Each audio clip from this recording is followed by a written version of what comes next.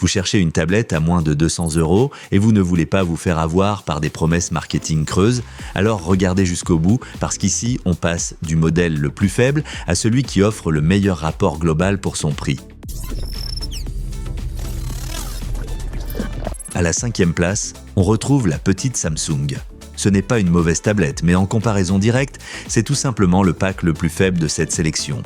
Son avantage est clair, elle est compacte, légère et simple à utiliser. Si vous voulez juste regarder des vidéos, surfer un peu et utiliser quelques applis, elle fait exactement ça. Les 90 Hz sont un petit plus appréciables dans cette gamme de prix.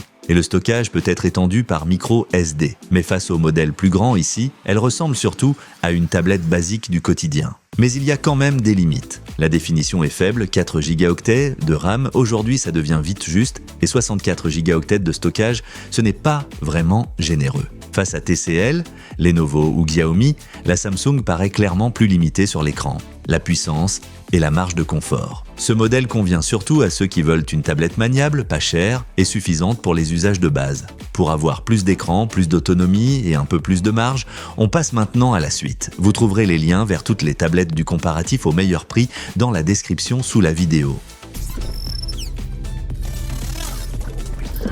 À la 4e place arrive la Blackview. Au premier regard, elle ressemble à une bonne surprise, parce que la fiche technique est longue et que le grand écran donne envie.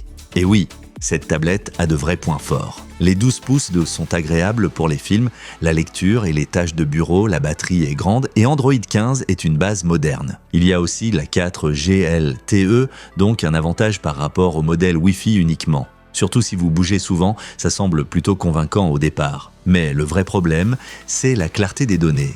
Les 24 Go de RAM annoncés ne correspondent pas simplement à 24 Go de vraie mémoire vive. Une partie vient de l'extension mémoire. Et c'est exactement le genre de point qui me rend prudent. Face à la Samsung, elle est clairement plus intéressante, mais face à TCL, Lenovo et Xiaomi, il manque de la clarté et de la confiance dans les informations affichées. Et quand les données ne sont pas nettes, la comparaison devient vite bancale.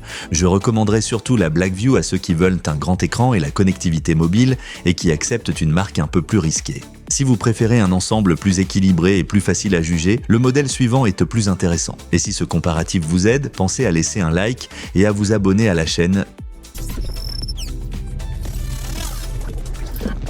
À la 3e place, on trouve la TCL.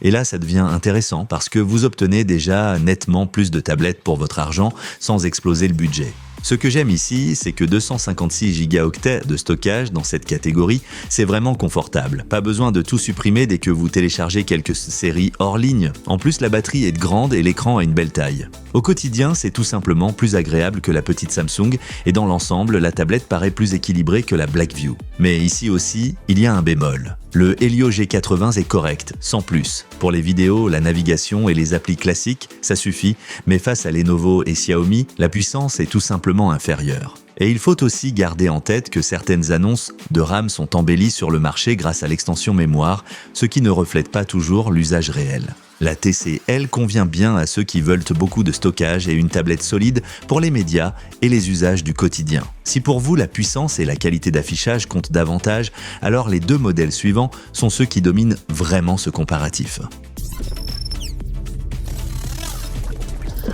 À la 2e place se trouve la Lenovo. Techniquement, c'est déjà une tablette vraiment solide et franchement, elle aurait presque pu finir tout en haut. Ici, vous avez un écran 2,5K bien défini, 8 Go de RAM et, avec le Dimensity 6300, une plateforme plus moderne.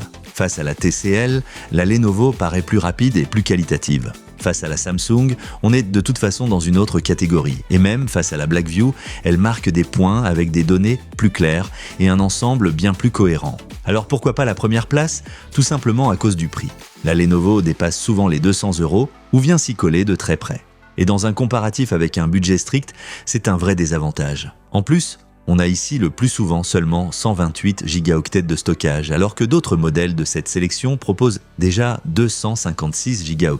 Cette tablette est intéressante pour vous si vous pouvez mettre un peu plus ou si vous tombez sur une très bonne offre. Mais si on reste strictement sur la barre des 200 €, il y a un modèle qui s'en sort encore mieux à la fin. À la première place, on trouve la Xiaomi. Et c'est précisément la tablette où le prix et l'équipement se rejoignent le mieux à condition de vraiment la trouver sous les 200 €. L'ensemble est tout simplement très cohérent. Vous avez une définition 2,5K, 90 Hz, 8 Go de RAM, 256 Go de stockage et une grande batterie de 9000 mAh. Face à la TCL, elle apporte plus de puissance et un meilleur écran. Face à la Samsung, c'est presque comme passer d'une petite citadine à une berline de milieu de gamme. Et même face à la Lenovo, la Xiaomi est souvent le choix le plus malin dans ce budget, parce qu'elle donne plus de stockage pour le prix. Bien sûr, tout n'est pas parfait ici non plus.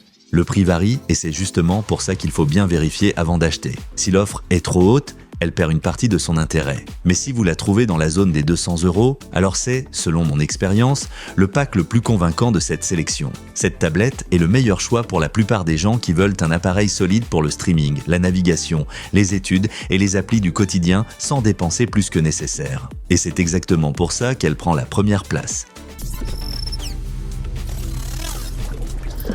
Regardez vraiment les meilleurs modèles via les liens dans la description de la vidéo, parce que c'est là que vous verrez directement les meilleurs prix. Et si ce comparatif honnête vous a aidé, laissez un like et abonnez-vous à la chaîne.